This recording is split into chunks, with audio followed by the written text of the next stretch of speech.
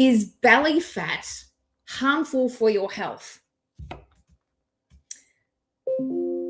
It's classified as visceral fat. So I guess, you've got your fat around your thighs and your hips and everything like that. But the belly fat actually is what's called a visceral fat. So it's a deeper fat around your liver, your internal organs, your intestines and things like that. Puts pressure on that and causes some sort of like an inflammation, I guess, too. So, and puts pressure on all the deeper organs. So ideally, it's not something that we kind of want to move towards. And it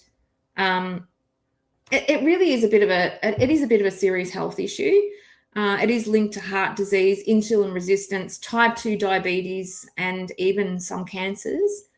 And as we age, it just gets bigger.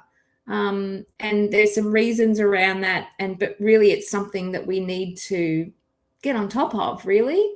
And as a menopausal woman, it does get more accumulative around there because you've got hormonal fluctuations. So it's not something that you can kind of fix straight away, and it's something out of your control a little bit, even though there are things that you need to do to fix that. But the good news is you can actually reverse it, all right? But you have to work a little bit harder when you're going through menopause to work on it because of all the hormonal fluctuations and stuff like that. So there is a right approach. And the approach is, one, stress management. When we're younger as women, stress didn't affect us as much as what happens when we're going through menopause. So cortisol raises when we're going through menopause to adjust for the internal things that are going on inside of our body in terms of hormones and things like that. So stress management is really important. Eating regularly.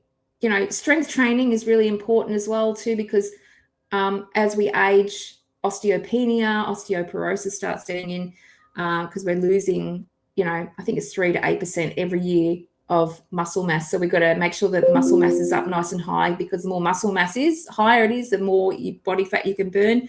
You also want to, make sure you're eating enough protein because that builds muscle as well.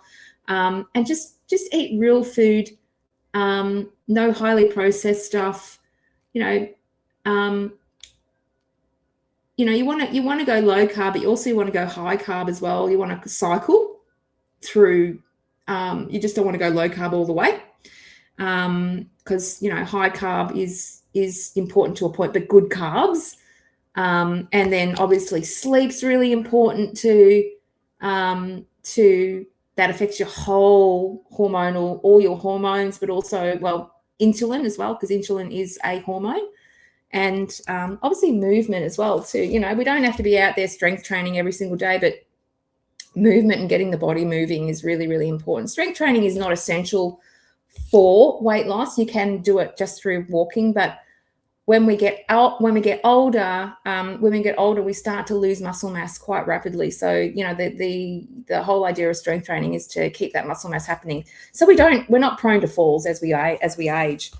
But, belly fat, it's not just cosmetic. It really is linked to your hormones, stress, and really your long-term health. But you have to really, as we age, it's not as easy as what it used to be when we were younger. There's a lot of, the hormones a little bit out of our control. We can, there's other things that we can do around that, that we can see our doctor for, hormone replacement, other things that we can do around that to help us with that.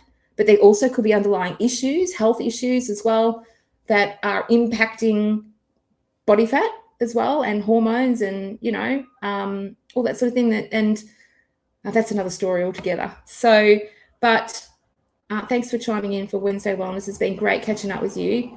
And you are the CEO of your own health. So,